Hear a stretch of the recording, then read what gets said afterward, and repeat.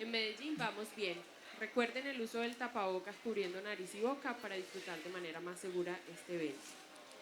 Las palabras palpitan, nacen a cada instante, se transforman, nos enseñan de eternidad. Diría Neruda, son antiquísimas y recientísimas. Viven en el féretro escondido y en la flor apenas comenzada. Esa amplitud poderosa e infinita es gran parte de lo que nos constituye. Por eso, a través de esos códigos hallamos maneras de expresarnos, de cuestionar la realidad, de compartir con otros lo que somos. La Alcaldía de Medellín, a través de su Secretaría de Cultura Ciudadana y la Biblioteca Pública Piloto, les dan la bienvenida a la 15ª Fiesta del Libro y la Cultura, que tiene como tema central las palabras. Con música, historias, arte y voces provenientes de las esquinas del mundo, queremos que nos acompañen a entender mejor de qué estamos hechos, qué nos define. A continuación, el siguiente evento hace parte de la franja Universidad de Antioquia. Ciudadanos consumidores de cannabis. Convoca Instituto de Estudios Políticos de la Universidad de Antioquia. Modera Kenny Pérez, que le doy la palabra. Listo, buenas noches. Muchas gracias por la acogida a este evento, a la presentación del libro del profesor Adrián. Es muy gratificante ver que un tema de estos tenga tan buena acogida, que tenga público, que haya muchas personas interesados en conocer dimensiones diferentes a las legales sobre el tema del consumo de cannabis.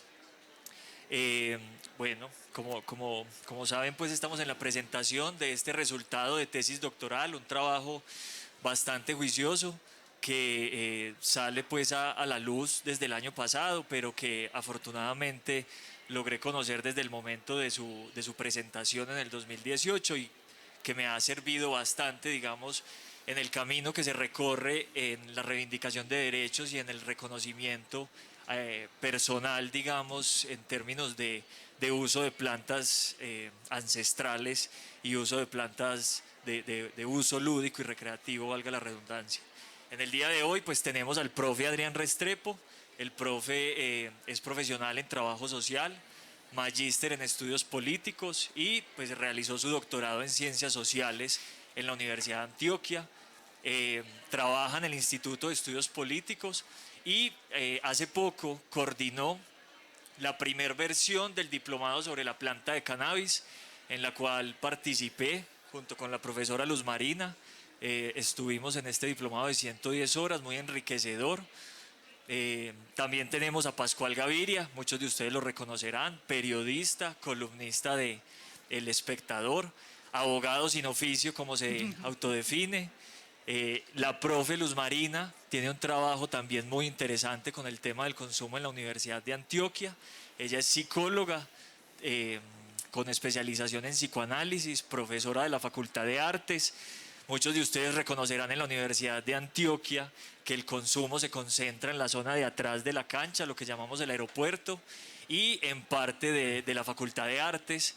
Y con ella desarrollamos un trabajo bastante interesante desde el 2017 para resolver un problema que es de convivencia, no es un problema legal, ¿cierto? Lo que se quiere solucionar con militarización y con fusil realmente es un asunto que se tiene que resolver con diálogo y con palabra. Y con la profesora tuvimos un trabajo bastante interesante en la universidad. Ahorita por pandemia, pues esos esfuerzos digamos que están un poco ahí congelados, la presencialidad aún no se retoma, pero su participación es muy importante en este espacio.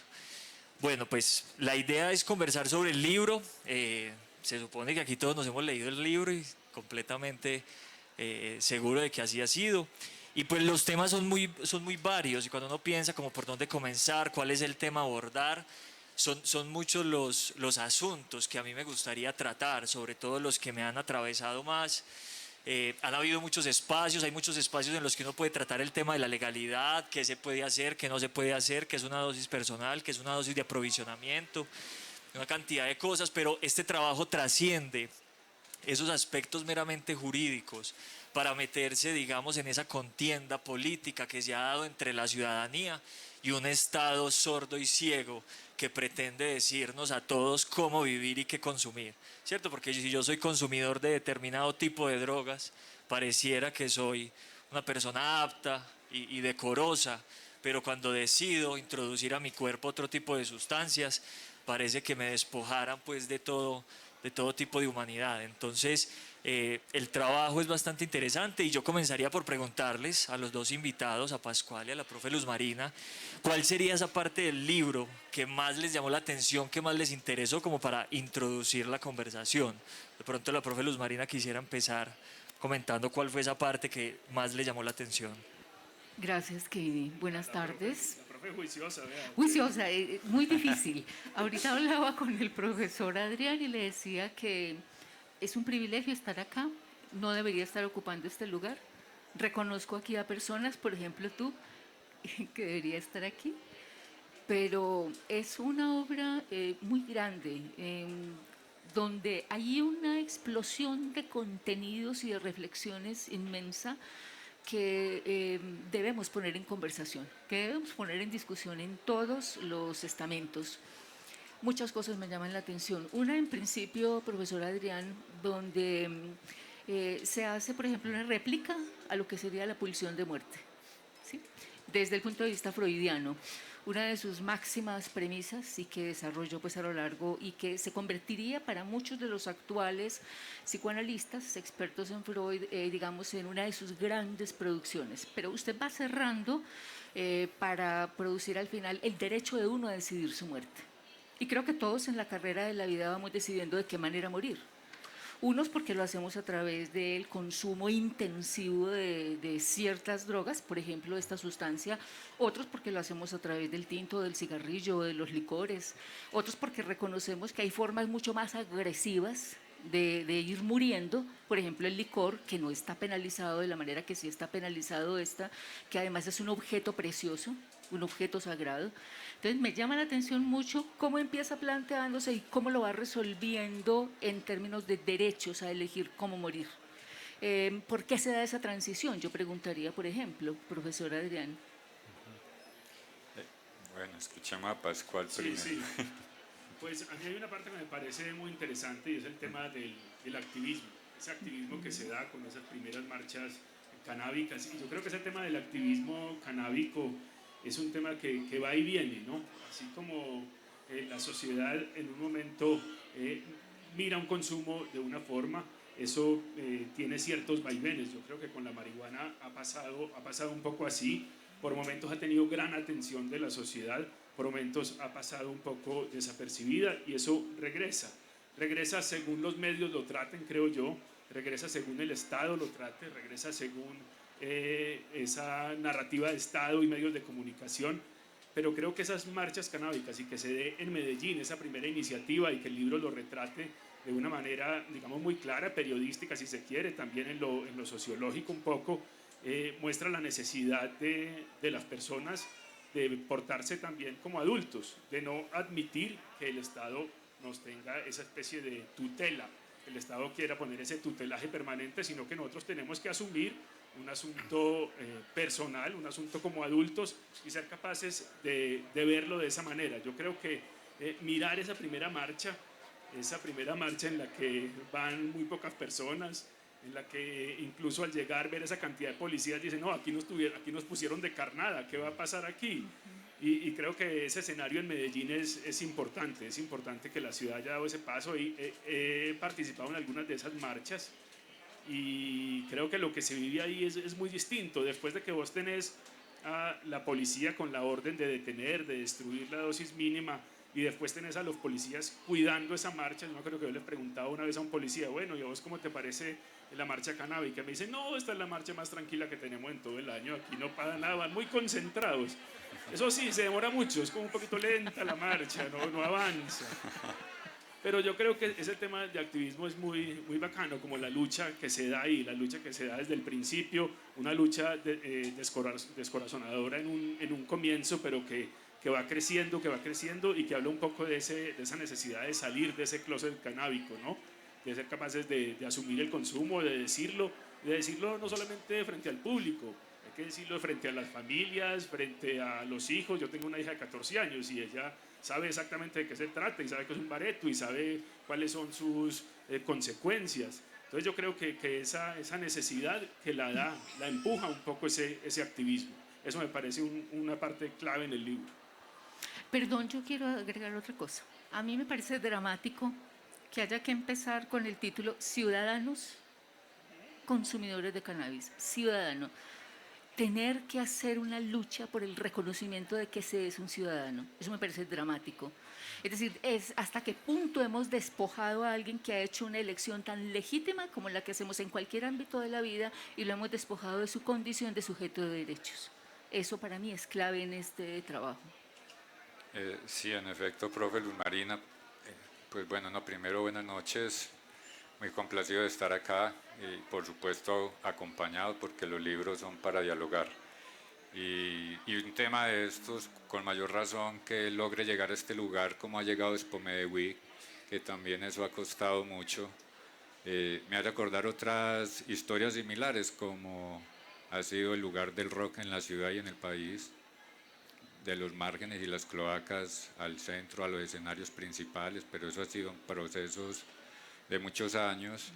Y en el caso de cannabis, como decía ahora Pascual, el ver una marcha en la cual hay que hacerle un honor a Olmes Ortiz, que falleció este año, un gran esfuerzo con él y con muchos otros, porque también un movimiento social para que logre cuajar necesita distintos liderazgos y eso ha tenido esta marcha, ¿cierto? Distintos liderazgos, muy en consecuencia también con los tipos de exclusión que han vivido las personas de distinto nivel, porque la prohibición y la guerra contra las drogas tiene otro carácter que choca mucho hablar en este país, pero tiene un carácter clasista. Eso va, en Bogotá eso me llamó mucho la atención cuando hicimos entrevistas en Bogotá, porque entrevistamos a unas chicas que viven por el sector norte en los 93, todo eso, y entonces yo mismo le decía, nosotros nos vamos a fumar marihuana acá en el parque y los policías nos cuidan, pero sabemos que en otra parte de la ciudad el policía va a llegar a barrer con el que esté ahí porque son de barrios populares, la marihuana y el joven de barrio popular entonces es sinónimo de peligro, ahí hay un potencial ladrón o es un ladrón, ¿sí? Y entonces ellas ya empezaron a marcar esa situación y eso fue un elemento que a mí me llamó mucho la atención y especialmente la consigna del movimiento Mi Mamá Ya Sabe. Yo insisto sobre eso porque para mí cuando uno hace investigaciones, pues presume o presiente que se va a encontrar, pero lo más maravilloso es eso que te sorprende. Entonces, que la policía sea un primer actor de exclusión y de choque con los marihuaneros, pues más o menos obvio, pero que el primer escenario fuera la casa, la familia, al punto que se volvió una consigna, Mi Mamá Ya Sabe. Y entonces, cuando uno entra a desempacar lo que hay allí, pues los que hemos estado en el campo de Derecho Humano y Ciudadanía, pues uno casi siempre está acostumbrado a la consigna, mi derecho a la salud, mi derecho al cuerpo, pero Mi Mamá Ya Sabe, esta no cuadraba, no casaba.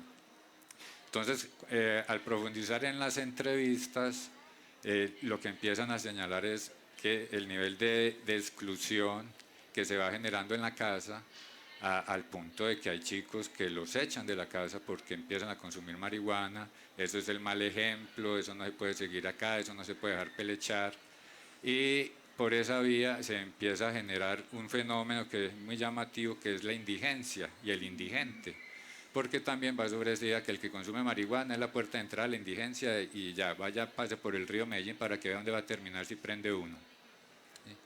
Y resulta que lo que uno empieza a encontrar es que el problema no es que lo prendas, sino el entorno donde lo prendes, ¿sí? Porque ese entorno es el que, si lo prendió, lo echo de la casa. Si lo prende en el trabajo, lo echo del trabajo. Si lo prende en el colegio, lo echo del colegio. Entonces, si usted lo van echando del colegio, de la casa, del trabajo, pues va produciendo el indigente, porque es que va camino para allá. Entonces, sobre esa lógica, fue muy interesante pues ver eso en la casa tan instalada y también el movimiento con un debate muy interesante que el feminismo pues ya lo ha avanzado, el movimiento de mujeres, sobre que esa cosa de que lo privado no es político o no es público, y ahí hay un clic con eso porque también el movimiento empieza a decir, si vamos a cambiar esta situación, hay que llevar la matica a la casa y poner el debate en la casa, ¿cierto? Y entonces el reto de que Mi Mamá Ya Sabe es formar y educar a mamá y a papá de forma que comprendan que el problema no es la planta ni los consumos, sino todo lo que hay alrededor de ella, y que es mucho más problemático que la planta. De allí, en la dedicatoria del libro, a las víctimas de la política de la prohibición y su estrategia de la guerra contra las drogas, porque en efecto, pues lo que están mostrando las tendencias mundiales y también en Colombia, que no es la planta la que te puede acabar la vida, sino la política que tenemos con relación a ella. Sí, con eso que decís de mi mamá ya sabe, hay una cosa interesante en el decreto que sacó el gobierno Duque, recién llegó, porque esa era una de sus promesas. Ustedes saben la obsesión que han tenido los gobiernos después de la sentencia del 94. En su momento Gaviria dijo que había que hacer un referendo, después Samper, por obvias razones, embalado con los gringos, dijo que había que hacer una reforma constitucional. A Pastrana se le olvidó porque estaba en otro cuento, pero después llegó Uribe y esa obsesión, que ya sabemos, intentó una reforma constitucional que quedó un poco ahí como una victoria simbólica. Y cuando llegó Iván Duque, eso sacó un decreto que quería acabar con la sentencia del 94 con su simple firma. Eso fue para en octubre, creo. Y el decreto tenía algo absolutamente ridículo, y era que, bueno, primero el policía decidía un poco la sanción, cuál era la sanción que le iban a poner, y después, si resultaba que usted era un adicto, o para que usted no tuviera un comparendo, usted tenía que llamar a su papá o a su mamá o a un acudiente. Imagínense, entonces usted lo para la policía y dice, no, me va a poner el comparendo, no, espere, verá que es que mi mamá, todo bien. Entonces usted llamaba a la mamá, le daban el visto bueno y salía. Entonces ahí está, mi mamá ya sabe, fue parte del decreto de 2018 de don Iván Duque, que además el Consejo de Estado tumbó, en parte el Consejo de Estado y en parte la Corte Constitucional, cuando tumbó esa prohibición del consumo de alcohol y de sustancias en el espacio público. Pero aquí han intentado los gobiernos, yo creo que vía cambios constitucionales, decretos y legales, acabar con los derechos que han dado las Cortes. Aquí han sido las Cortes, el Consejo de Estado, la Corte Constitucional, la Corte Suprema, las que han terminado defendiendo este derecho frente al Ejecutivo, siempre muerto del susto frente a la opinión pública. Que eso va un poco en la vía de lo que decías, Pascual, de que en la marcha está como esa necesidad de reclamar autonomía y de rechazar esa infantilización también del Estado, esa figura paternalista donde el Estado viene a decirnos qué es lo que nos conviene, ¿cierto? Pues si uno llevara un poquito eso al extremo, veríamos un Estado persiguiendo a los diabéticos, quitándoles los dulces y el mecato y llevándolos presos por atentar contra su propia vida, ¿cierto? En esa idea de que nos tiene que proteger de nosotros mismos. La profe ahorita hizo una pregunta muy interesante, y es ese derecho a decidir cómo morir. Eso comienza en el derecho a decidir cómo vivir. Si decido cómo vivo, pues también tengo la posibilidad de decidir cómo morir. No sé si de pronto querés apuntar algo frente a eso. Sí, yo quería retomar la pregunta que dejaba la profesora, y en ese sentido quiero también citar, como el libro está dedicado, tiene dos dedicatorias, pues voy a hacer referencia a la primera, que es a Carlos Gaviria Díaz, por empujar la libertad en un país con miedo a la pluralidad, ¿cierto? Al plural. Y parte de eso hay que recordar que Carlos Gaviria Díaz también fue constitucionalista que defendió la eutanasia, y se la jugó por la eutanasia, el derecho a decidir la vida digna y uno hasta cuándo quiere vivir, en qué condiciones. Entonces eso es muy importante en el debate, porque aquí hay lo que llamamos la doble moral, de términos muy coloquiales, y también las dinámicas del poder, cómo quieren controlar la vida de cada uno y hasta dónde llevar ese control. En el campo de lo que yo pude aprender en esta investigación, pues está un asunto que es central y no se puede pasar por alto cuando uno descubre que la política de drogas, que puede tener muchos enfoques, tiene uno muy marcado, que es la prohibición y la guerra contra las drogas, y allí el asunto del adicto, la adicción. Eso es un asunto central en la discusión, porque no deja de ser paradójico que sea la consigna que el adicto es el que perdió la libertad, la capacidad de decidir, y justamente los del movimiento social, los ciudadanos, están diciendo, no, venga, que es que yo cuando me meto una droga es que estoy decidiendo, ¿sí? O sea, soy yo que estoy decidiendo. Y puedo decidir incluso hasta dónde llegar con ese consumo. Y en esto, pues, yo lo que hago es simplemente seguir ya un pensador que desarrolló ese idea más fondo, que es Thomas Sachs, con nuestro derecho a las drogas, y por una experiencia que él tuvo con su hijo, que murió de consumir drogas, Y él hace esta aclaración. En el mundo de la prohibición y la guerra contra las drogas, como parte de la estrategia es condenarnos a la ignorancia, pues mi hijo no murió por eso que llaman sobredosis. Porque la sobredosis es eso, tomar más de la dosis que se puede.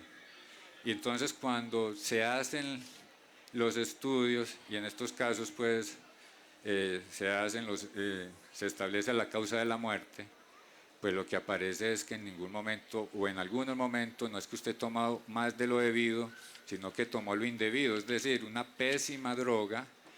Y para eso pues recuerdo la última noticia amarillista que yo leí en un diario de Medellín, que decía, hombre murió por sobredosis de cocaína. Entré a leer la noticia y la noticia decía, se esclareció que la cocaína estaba cortada con un purgante para vacas. Entonces, pues uno dice, pero ¿cómo lo mató la cocaína o el purgante para vacas? ¿Sí?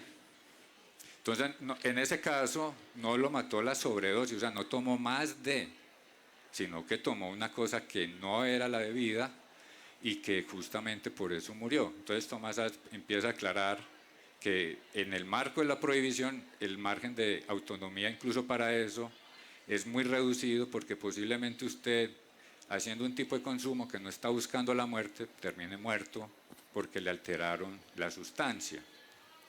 Y en el otro escenario, lo dice Thomas Sachs, dice, pues bueno, el otro escenario es que uno tiene también el derecho a suicidarse, ¿sí? Y entonces demos una discusión abierta y directa sobre el suicidio. Y si la gente quiere suicidarse consumiendo drogas, un tipo de drogas, entonces que demos un debate más abierto sobre eso. Y en el contexto colombiano, pues ustedes sabrán la dificultad, vuelvo y cierro con esto para colocar la palabra, pues así como la dosis ha intentado avanzar y con el decreto Duque 1844 fue ese el que sacó, que intentó llevarse la dosis de aprovisionamiento y la dosis personal todo de un tajo,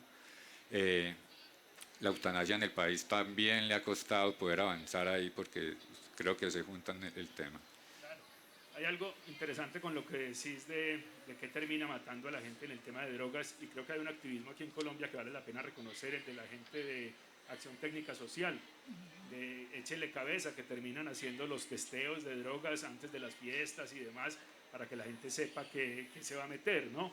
Y creo que es un asunto de simple lógica, de consumo controlado y de intentar que esa prohibición, que esa ilegalidad no termine afectando a los consumidores. Esa es una especie de filtro, le toca a la ciudadanía hacer un filtro sobre ese cortado al que lleva la ilegalidad, ese cortado que siempre es, claro, absolutamente mafioso, una cosa a la que lleva aprovechar la panela al máximo en el momento del microtráfico. Entonces termina siendo la sociedad civil la que hace las tareas que podría hacer el Estado en algún momento, y esas tareas de garantizar que la droga que se va a consumir sea la que el consumidor piensa o la que el consumidor compró y está ahí garantizada. Le toca a la sociedad civil hacer ese papel, hacer esa tarea.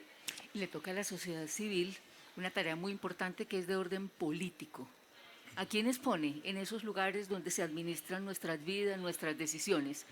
Hay un contrapunto muy interesante, me parece, que está más o menos expresada en el libro, la capacidad legal, la capacidad de una persona para decidir sobre qué sustancia se mete y cuál no.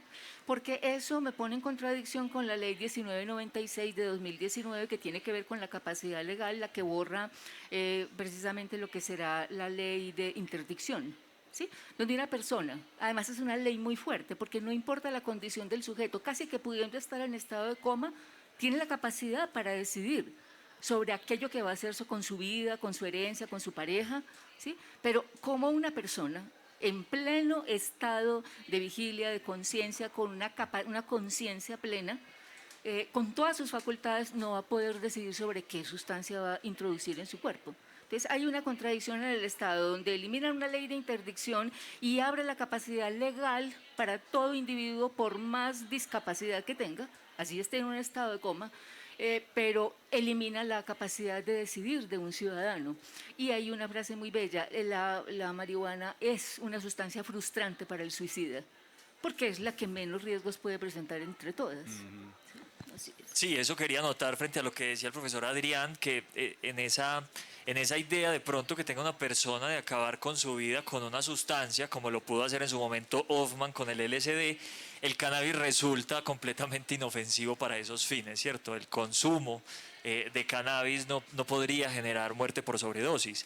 Con esto que estábamos hablando sobre la calidad, sobre lo que le pasó al hijo de este autor, Thomas Sachs, pues hay una parte en el libro donde citas a Foucault para decir que el cuidado de sí como práctica de libertad y lo relacionas con el consumo de flores de buena calidad, ¿cierto? Nos han representado en que esta pequeña plántula o en que esta varita con unas flores ahí pegadas, una inflorescencia, pues representa el mal, ¿cierto? La mata que mata, ¿cierto? Pero como decía el profe Adrián, es más bien el contexto donde se da. Por eso muchas veces drogarse bien o esa línea entre una dependencia funcional y una dependencia problemática muchas veces resulta un asunto de clase, ¿cierto? Una persona con mayores bases, con mejor educación, puede tener un contacto con las drogas de una manera mucho más sana que un pelado que está en las calles en ajites y azares, que no puede fumar en la casa porque hay mucho problema y que se va para la calle y se ve expuesto a un montón de dinámicas. Por ejemplo, en relación con lo que decían ahorita con lo del tema de la mamá, ¿cierto? Con mi mamá ya sabe, pues hay un asunto que se combina con ese mi mamá ya sabe y es legalícela usted mismo, ¿cierto? Que es la práctica del autocultivo. Pero ¿cómo llevar una planta a la casa si en mi casa todavía no saben que yo soy consumidor de marihuana? Entonces el asunto se empieza a tejer y las estrategias de la comunidad canábica colombiana han sido bastante interesantes en términos de derechos, en términos de ciudadanía. Porque le han permitido o nos han permitido, porque yo también me formé, digamos, bajo esas ideas, eh, afrontar, digamos, esa decisión personal.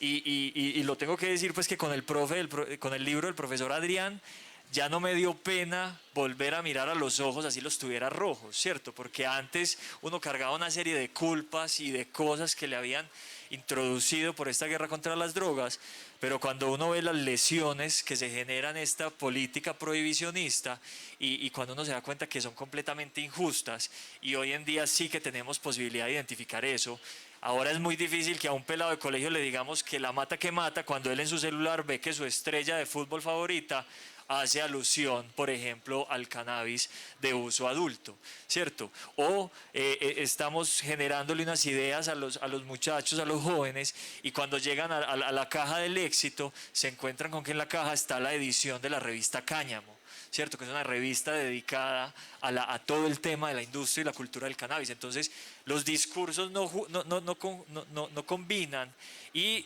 se pierde confianza con ellos porque tienen acceso a toda la información, que es una de las ventanas de oportunidad que vos encontraste en la investigación. Internet y Facebook nos ha permitido conocer otra visión de esa planta que muchos de nosotros durante mucho tiempo, cuando sentíamos el olor, nos pasábamos de cera, ¿cierto? O teníamos identificados a los marihuaneros porque personificaban en sí mismos el mal. Entonces, no sé si frente a esas lesiones que se presentan ahí, la lesión al autorrespeto, a la autoestima, a la autoconfianza, haya comentarios pues que me parece muy interesante rescatar. Pues yo creo que hay algo clave en todo esto y es que la prohibición, el profe yo creo que lo sabe muy bien, la profe también, siempre está asociada a un asunto de discriminación y a un asunto de señalamientos a una población. Leyendo un libro hace poco llamado Bajos Fondos, sobre el consumo en Nueva York, de una lo que ve uno es que simplemente estaban asociados a un grupo que llegaba, un grupo de inmigrantes que llegaba y que parecía ser una amenaza. Y primero llegaron los chinos con el opio y empezaron a hacer esos salones de opio señalados ahí.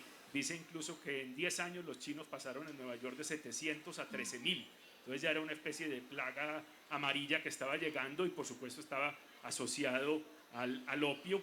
Los gringos empezaron a decirle joint a la pipa y ahí sale supuestamente esa palabra que hoy conocemos para nombrar otras cosas.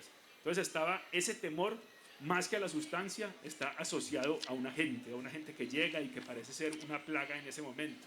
Y en 1930 aparece entonces ya el temor es a la marihuana, porque llegan los negros que llegaron a hacer trabajos en Nueva York, trabajos en infraestructura y demás, a hacer de obreros allá. Estaba la prohibición del alcohol y frente a un alcohol caro y malo, pues la marihuana ganó mucho prestigio y ganó muchas posibilidades. Entonces ahí también señalados los negros, peligrosos. Y después llegaron los mexicanos, también llegó un grupo de mexicanos gigante de cerca de 500.000, también fumando hierba, y entonces ahí había otros dos señalados. Los chinos peligrosos con el opio a principios del siglo XX, estos peligrosos con la marihuana, los negros y los mexicanos en 1930 más o menos. Y si uno ve, ahí empezó esa prohibición desde principios del siglo XX, porque este año hemos celebrado los 50 años de la guerra contra las drogas, pero en realidad uno mira la Liga de Naciones y demás, eso lleva 100 años. Y después, ya con Nixon, esos 50 años, ya los peligrosos eran los hippies, eran sus grandes adversarios, los hippies y los negros también. Y en ese momento estaba marcada la marihuana y la guerra contra las drogas, digamos, decretada y puesta de presente en los discursos, estaba relacionada con que había que señalar a un tipo de personas para desprestigiarlos, simplemente para estigmatizarlos. Entonces yo creo que tenemos muy en la cabeza, o mucha gente tiene ese cuento y lo hemos repetido tanto, que el peligro está en las sustancias, pero ese peligro primero estaba señalado a unas personas que se asociaban a ese consumo. Sí, aprovecho para agregar ahí, es que me hiciste pensar en un estudio que hizo la Universidad de los Andes, es un artículo que se llama Patrullando la dosis personal, y allí se habla, porque entrevistan policías, entonces lo interesante es ver al policía pronunciándose, y hay un sector que dice que no está de acuerdo con la legalización, porque así es muy difícil controlar a jóvenes en los parques, o sea, tener la prohibición se convierte en la estrategia poder entrar allá a regular a los muchachos, requisarlos, controlarlos, y digámoslo así, a pequeña escala estamos viendo lo que nosotros decimos en política pública, los objetivos no declarados de una política. Y en el caso, porque uno se pregunta, pero si los objetivos de la Convención del 61 era un mundo libre de drogas, imagínense, libre de drogas, o sea, ni cultivo, ni cultivadores, ni nada, y si eso lo habían planteado que en 25 años lo iban a lograr, o sea, eso coincidió con el año 85, que fue el surgimiento de los carteles acá, Pablo Escobar, todo eso. Entonces, cuando los objetivos no se consiguen, pero se persiste en ellos, toca pensar maliciosamente, entonces ahí es cuando uno dice, debe haber un objetivo no declarado, que es lo que están buscando. En el caso colombiano, una de las maneras que lo podemos ilustrar es nuestra fuerte relación y dependencia con Estados Unidos en política de drogas, y que algunos estudiosos dicen, Estados Unidos, ¿por qué no renuncia a esa estrategia sabiendo que toda la evidencia muestra que eso no sirve?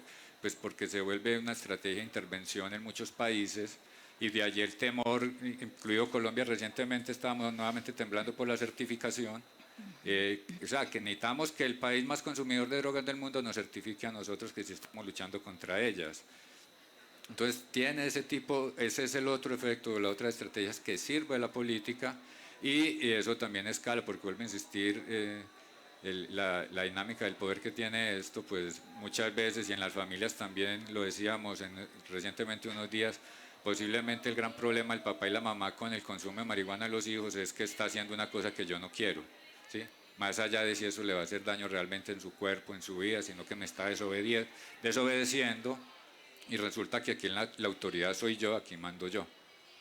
Además hay otra cosa, es que si esto fue creado para perseguir a los negros y a los pobres, hay que armonizar la legislación, porque si se piensa, por ejemplo, en las zonas francas, que son los grandes puntos de entrada del contrabando, eso no se toca, el Estado no toca eso, pues porque produce unos grandes réditos y porque hay unos poderosos a los que no se puede tocar. Entonces todo se descarga sobre el pobre, el negro, aquel que sea criminalizado por un consumo. Entonces, cuando también se ve que se advierte que habría unos 22 jueces atendiendo algunos casos que tienen que ver con esto, y cada uno tiene más o menos 300 casos a cargo, y solo atender uno de ellos lleva más o menos un año, es decir, son más o menos 6.600 casos, y uno solo de ellos demora más o menos un año en ser cumplido. Entonces hay una utopía frente a pensar que esto va a ser atacado donde debería ser atacado. Entonces toda la descarga de la ley viene contra el negro, el pobre, el indigente, el consumidor. Entonces habría que hacer una armonización de ese tipo de normas. Ahí. Hay algo con lo que decís y con el estudio que vos mencionás, no sé si es el mismo, y es un dato yo creo impresionante para esto, y es de las capturas que se dan en el país por tráfico, fabricación y porte, de esas capturas solamente el 36% tiene una imputación. Llega a una imputación para comenzar un juicio penal. Y de ese 36% que llega a imputación, solo el 64% llega a una condena. O sea que de todas las capturas que se dan en el país, que son muchísimas, cerca de 60.000 al año, por tráfico, fabricación y porte, solo el 24% termina en una condena. O sea que ese aparato judicial se está, primero, en un atasco permanente. Y segundo, lo otro termina en un simple abuso.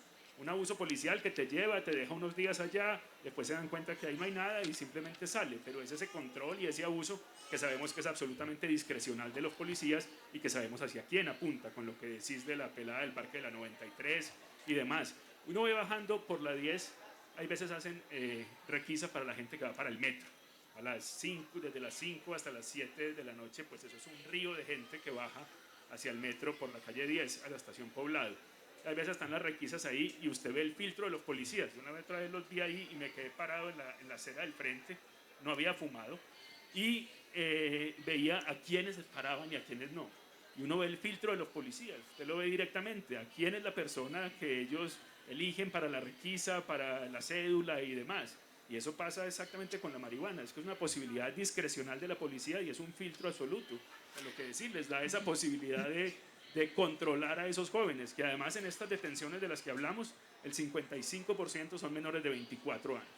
Pero es que además hay un desplazamiento muy calculado, porque es que es la fuerza policial atendiendo ese tipo de cosas que son menores, en las que no debería tener ningún tipo de injerencia, pero a las grandes fuerzas del narcotráfico en este narcoestado, a esas sí no las tocan, ¿sí? Entonces, mientras no se toquen esas estructuras, toda esta discusión que tenemos va a seguir siendo alimentada. Entonces, desde el Estado se ve una construcción que ni siquiera veladamente está favoreciendo toda esta estructura y una criminalización, porque es que este es un mercado altamente rentable. Entonces, mientras tenemos 3.000 policías haciendo lo que sería erradicación de cultivos, tenemos en las aduanas a 20 policías cuando debería invertirse eso, ¿sí? Cuando debería ser en la zona franca unos 3.000 policías haciendo todos los controles fiscales, todo lo que ingresa como narcotráfico y nada en lo que tiene que ver con la erradicación de cultivos, que es una política fallida. Política fallida en este costal de políticas fallidas de este gobierno, que nos ha dejado en peores condiciones que las que encontró Pastrana, ¿sí? Pero con muchos menos recursos, porque Pastrana por lo menos tuvo lo que fue el Plan Colombia. Pero además esa obra hermosa y dolorosa de Germán Castro Caicedo, que hace poco se nos muere, donde habla de nuestra guerra ajena. Es que nosotros somos los sujetos de una guerra que no nos corresponde, porque esto está bajo cálculo de los Estados Unidos y Colombia es más bien un sitio de penetración a otras latitudes en Sudamérica, donde hay otros elementos que son preciosos y se persiguen, por ejemplo, el agua.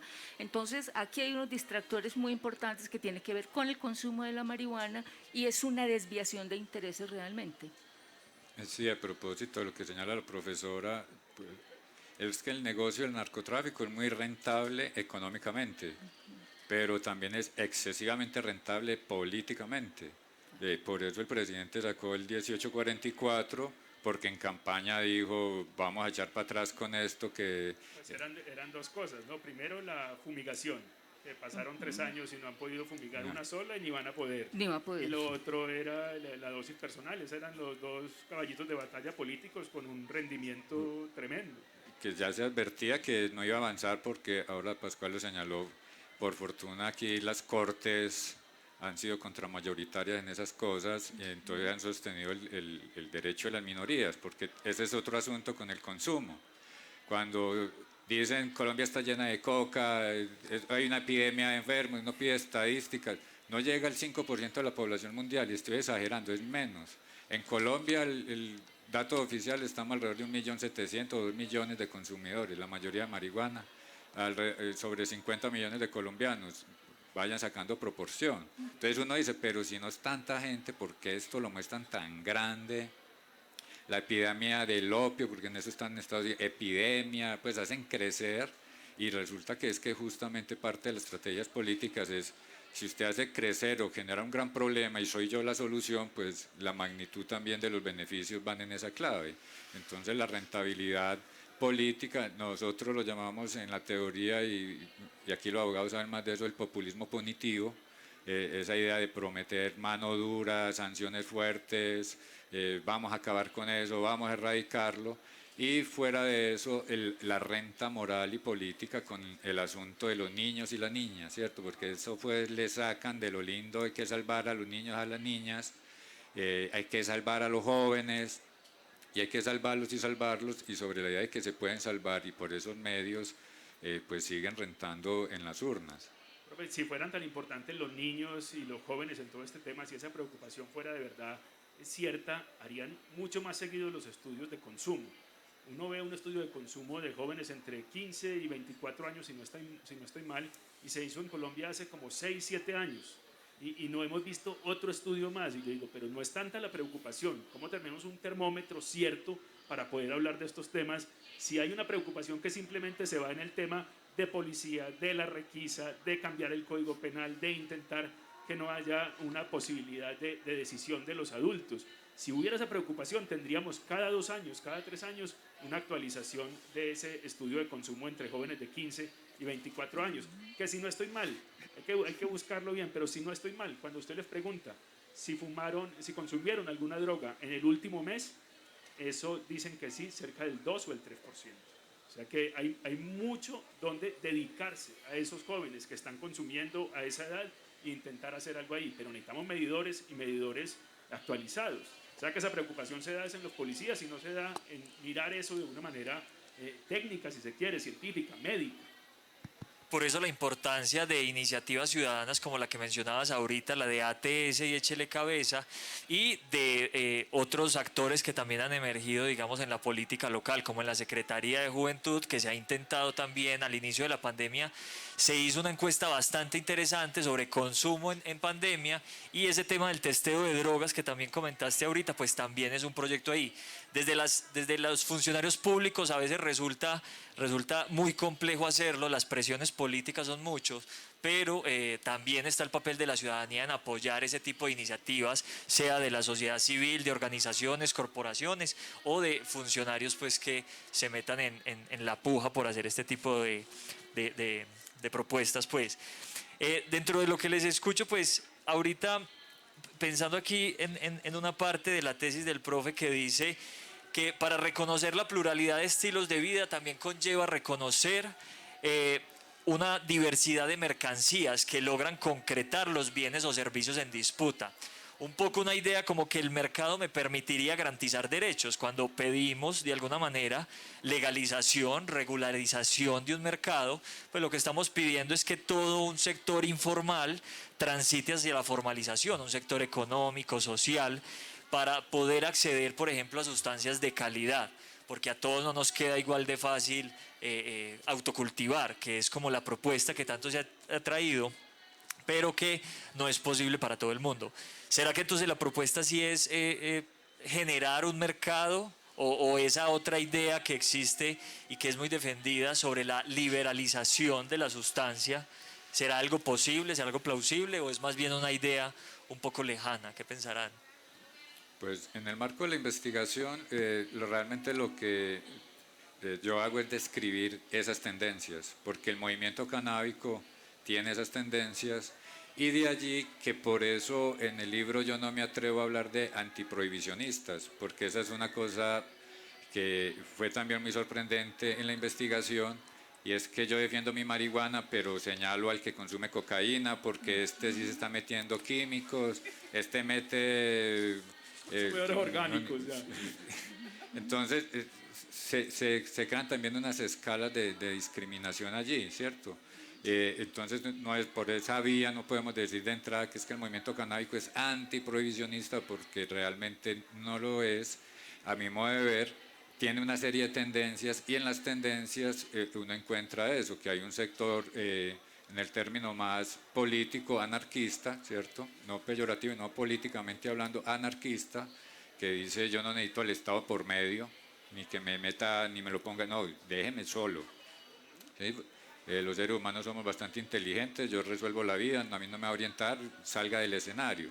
Hay otra tendencia que dice, no, necesitamos es descriminalizar esto completamente, otros despenalizarlo y está la tendencia de legalizar, porque cada una de estas cosas tiene una implicación. Por ejemplo, en el caso colombiano, hay colegas que suelen decir que esto aquí está legalizado y no, aquí no está legalizado, aquí se viene despenalizando el consumo y por eso las contradicciones que hemos encontrado constantemente y en otros países también se vive, que está despenalizado el consumo pero sigue condenada la producción. Entonces si usted tiene un cultivo de plantas lo meto a la cárcel, ¿sí? Pero si la consume no va a haber problema, pero es justamente por el esquema en que se está implementando y en el caso colombiano porque el contexto y el régimen de políticas de droga internacionalmente sigue marcado por el prohibicionismo, que eso es pues una realidad, y de allí lo que nosotros también señalamos en el análisis, que para fortuna del mundo y de Colombia se ha generado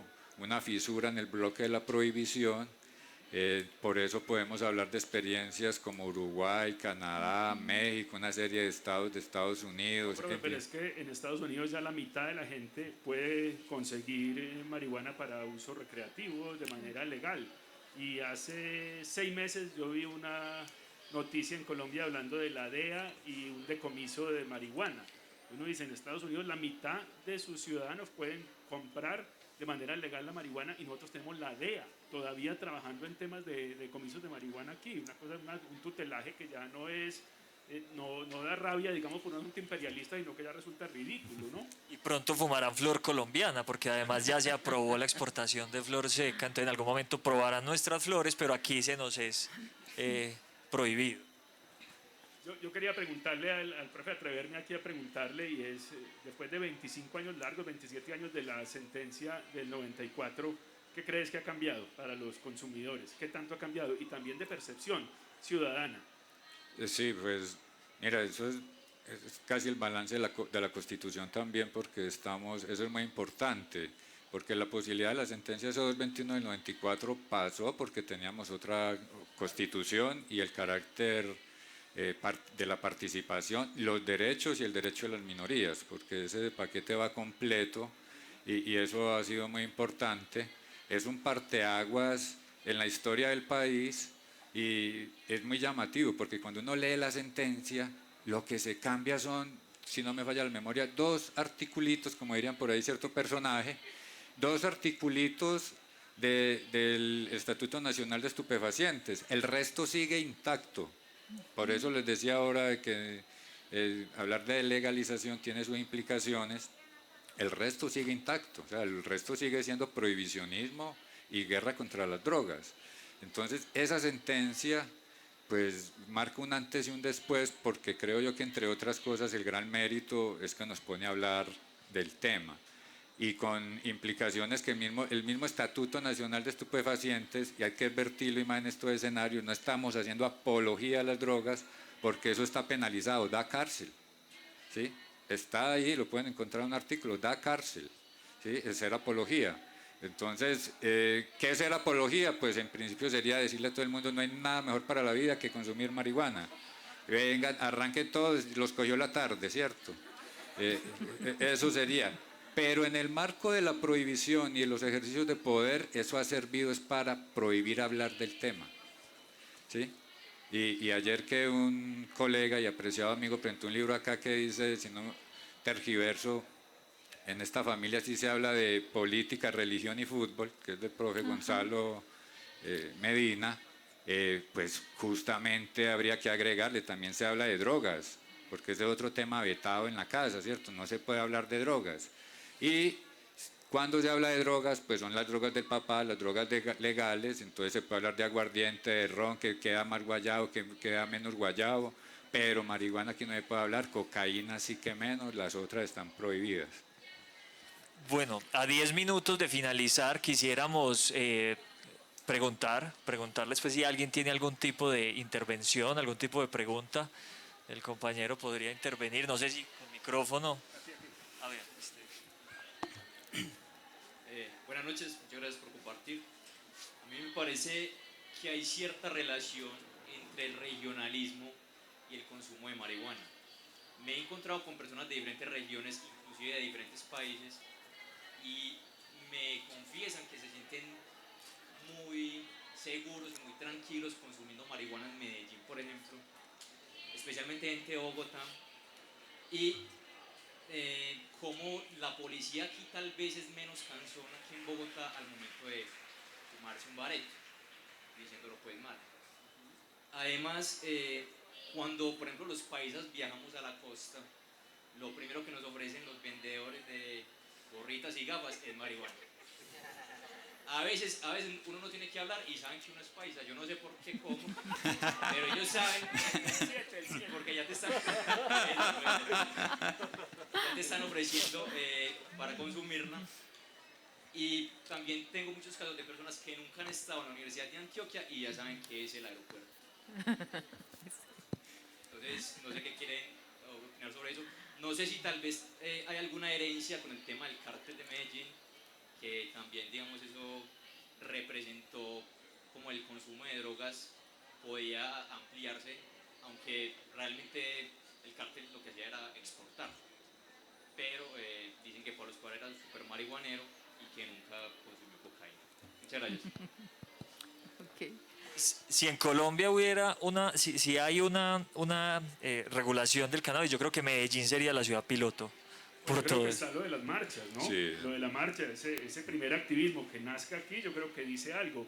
Que el Festival de Ancón se haya hecho aquí, yo creo que también dice algo, que cumplió hace poco 50 años también. Entonces yo creo que ahí sí puede haber una relación, sí puede haber un consumo más relajado, no sé, de pronto se haya dado un consumo más relajado, más tranquilo, más abierto en Medellín.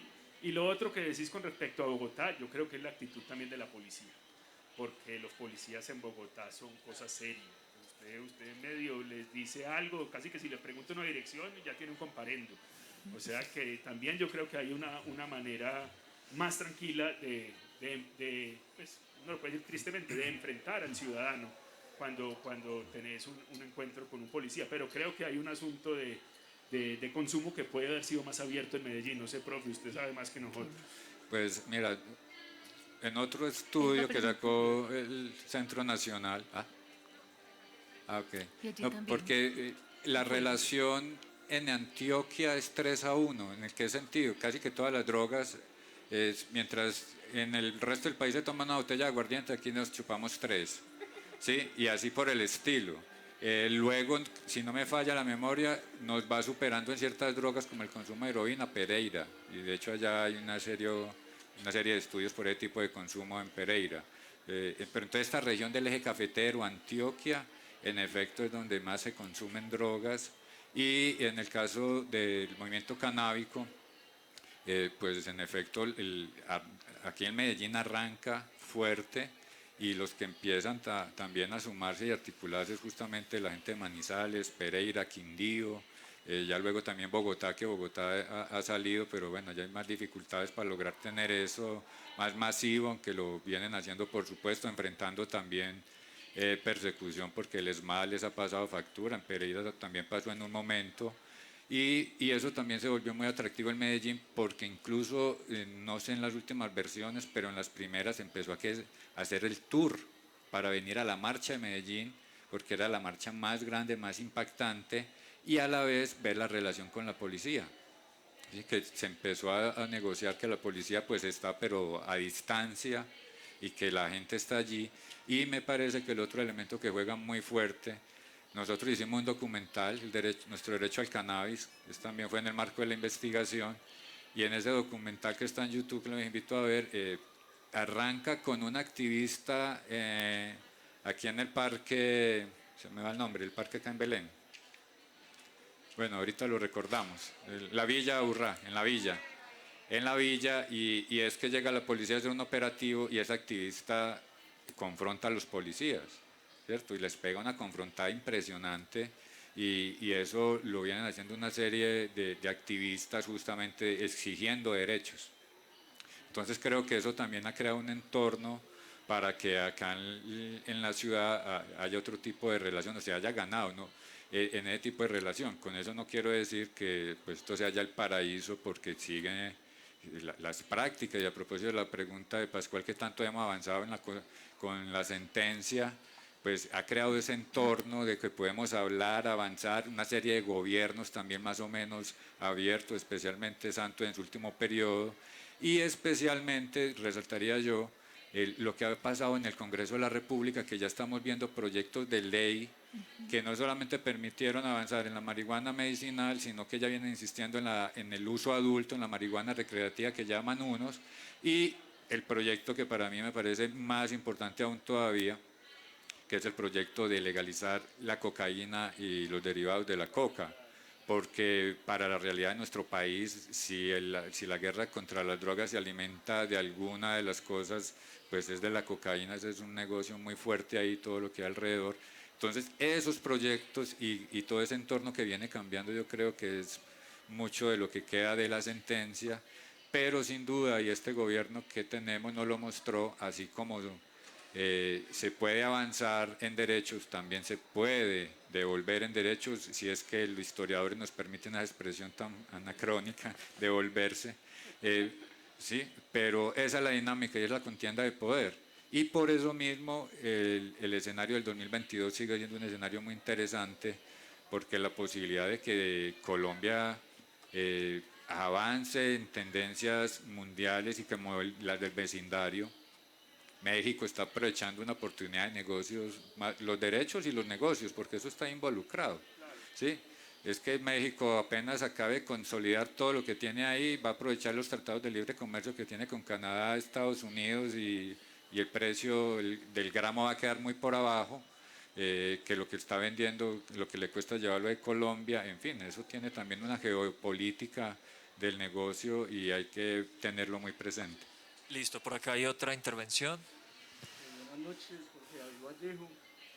Bueno, yo leí el texto, me gustó mucho, quiero agradecerle, me ha aportado mucho porque en este momento yo estoy haciendo una maestría y un trabajo de investigaciones sobre el derecho a la ciudad y el consumo de marihuana de las mujeres. Entonces me he ido mucho por el activismo canábico de las mujeres, acá en Medellín se creó el Círculo de Mujeres Canábicas del Valle de Aburrá. Entonces yo hice una narrativa con dos de ellas, ese texto me ha aportado mucho, quería agradecerle. Y me llama mucho la atención cómo esa relación que usted también toca con dos autores que yo también la maestría, que son Axel Honey, que habla del reconocimiento, el tema del menosprecio, cómo ese menosprecio genera esa afectación al autorrespeto de los ciudadanos y consumidores canábicos, y también con Marta Nussbaum sobre el tema de las emociones políticas. Entonces quería saber cómo llega usted a sus autores, el tema de la indignación, cómo aparece también para activar ese activismo canábico tan interesante. Pues mira, en eso señalaría, y en aras del tiempo, porque creo que ya vamos cerrando, es un elemento que aplica en lo canábico, pero que juega mucho en el país, que es el estigma, la estigmatización, ¿cierto? Eso nos ha dejado muertos de todo tipo y en el caso de los consumos, eso juega de una manera bárbara. Lo primero que señalamos es, a mí me llamó mucho cuando empecé las entrevistas porque empecé a escuchar a Olmes Ortiz, a David Marcha, una serie de activistas hablar, es que el estigma, el estigma, el estigma. Y entonces a mí no me quedó más remedio que ir a estudiar qué era el estigma, porque bueno, ¿qué están entendiendo por estigma? Y cuando me meto en esas aguas teóricas, lo que yo encuentro es, no, aquí cuál estigma, porque el estigma tiene una sanción simbólica y resulta que aquí no es solamente la sanción simbólica de decirle a usted marihuanero a ver si siente vergüenza y lo apaga, sino que si no lo apagó, lo apago yo a usted a punta de plomo, los grupos de limpieza social, ¿sí? Los grupos de limpieza social y prácticas asociadas a eso, porque no es solamente el grupo de limpieza social que casi siempre es un paraestado, sino grupos que se denominaban alternativos como la misma FARC, el ELN, sectores milicianos de ellos que para ganar cierta legitimación en la entrada a los barrios, lo primero que proponían era vamos a acabar con los viciosos, ¿cierto? Entonces eso del estigma es un asunto durísimo, en el texto lo llamamos la marihuanofobia, ¿cierto? La fobia al marihuanero, y todas esas implicaciones que trae. De allí la otra cara que es lo que posibilita el surgimiento de un movimiento social, y es que todas esas laceraciones, todas esas heridas morales no se quedan en el individuo, sino que trascienden, y trascienden a un nosotros colectivo que lo que también pega el movimiento, porque otra característica muy contemporánea es que los movimientos, y más el canábico, no solo lo mueven los intereses, las ideas, sino que está cruzado por las emociones, ¿sí? Se denomina una familia canábica, en fin, tiene todo un relato que eso también posibilita cohesión y enfrentar pues las situaciones que siguen siendo pesadas del prohibicionismo y la guerra contra las drogas.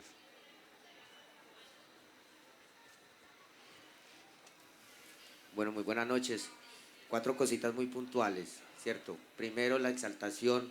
Me parece que haciendo resignificación de lo que vos decís ahorita, que es el estigma, hacer importancia, la relevancia de estos espacios, porque es muy importante que un evento como la Feria del Libro brinde el espacio al Conservatorio de Cannabis, porque como lo decía el compañero ahorita, yo sé que mucha gente se está desayunando con información en cuanto a los decretos, en cuanto a la ley, en cuanto a la permisividad. Poca gente en el país sabe que puede tener 20 plantas en el patio de la casa, y es la exaltación de estos espacios porque es lo que permite que la gente vaya transgrediendo ese estigma.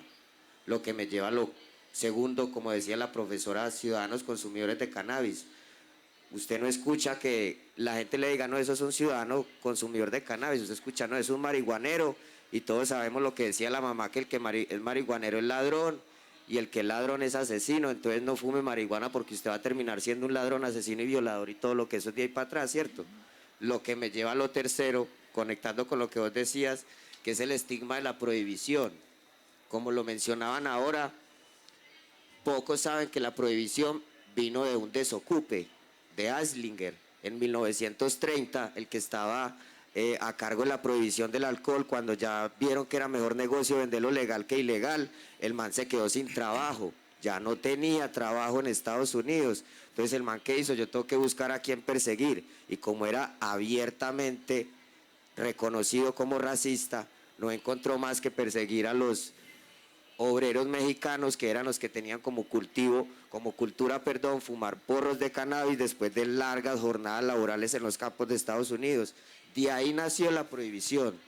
Se montaron la película, sacaron la famosa película de Estados Unidos prohibicionista, donde mostraban que las mujeres que consumían cannabis ya solo querían ir a soltarse a los brazos de hombres negros, y que los hombres que consumían cannabis se convertían en psicópatas y que luego se lanzaban por una ventana. O sea, toda esa película nació del desocupe de alguien que se quedó sin trabajo y que necesitaba buscar a alguien a quien perseguir. Esa es la prohibición que genera el estigma. Lo que me lleva al cuarto, que es la resignificación del ciudadano consumidor de cannabis.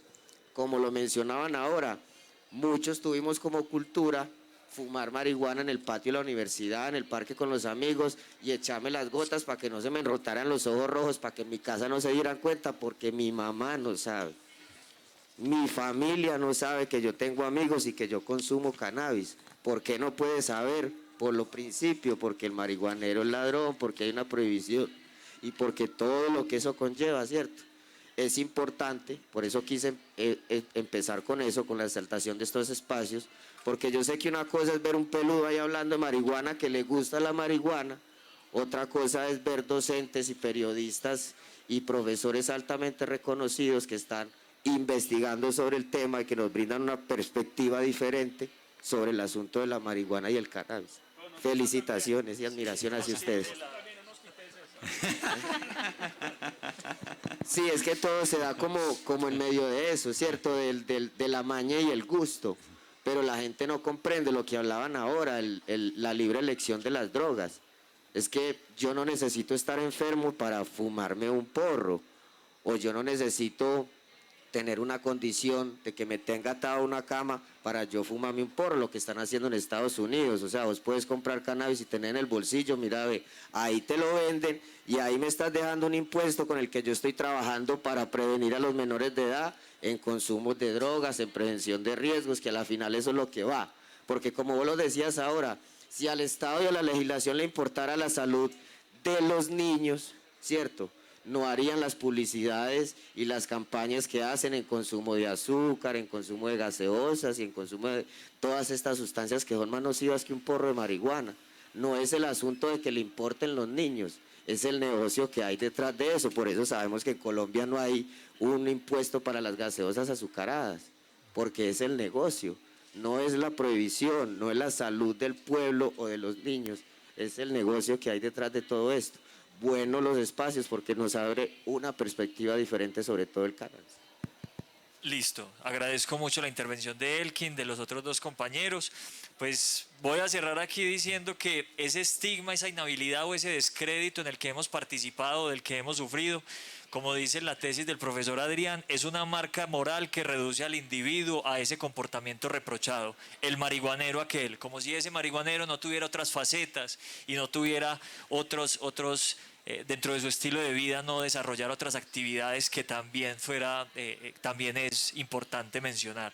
Los marihuaneros no solo soplamos, trabajamos, estudiamos y hacemos muchas otras cosas y somos completamente funcionales en la sociedad. Agradecerles la participación en este espacio, comentarles que a los asistentes tendrán un 20% de descuento en la compra del libro, por allí con mi compañera Juliet, que tiene una blusa verde turquesa muy bonita, ella les podrá dar el bono y ya, despedimos. Una cosita para cerrar que me quedó, una paradoja, ya ahorita mencionaste la dosis de aprovisionamiento, que fue un fallo de la Corte Suprema de Justicia que decía, no, si alguien tiene más de 20 gramos, pero es para su consumo, que simplemente no puede ir cada tanto a comprar los 20, sino que tiene 100, pero demuestra que no es para comercializar, sino para su consumo, pues no tendrá una pena. Pues esa dosis, esa sentencia fue referida a un soldado que venía saliendo de permiso y tenía no sé cuántos gramos más de 20, lo llevaron a la cárcel por eso. Eso fue hasta la Corte Suprema y la Corte Suprema, digamos, sacó ese concepto de dosis de aprovisionamiento. Una de las paradojas de nuestras prohibiciones, un soldado amplió los derechos, un soldado consumiendo marihuana. Muchas gracias.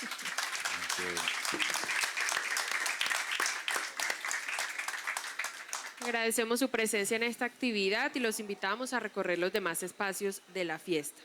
Para los interesados, en breves momentos tendremos decálogos y antidecálogos. Existen mandamientos para la creación literaria. Si quieren tener a la fiesta del libro y la cultura con ustedes todo el tiempo y programarse para disfrutarla al máximo, pueden descargar la aplicación para teléfonos móviles y tabletas, disponibles para iOS y Android. Agradecemos nuevamente a las marcas aliadas que hacen posible, junto a la Alcaldía de Medellín, la 15ª Fiesta del Libro y la Cultura. Feliz noche. Disfruten estos días.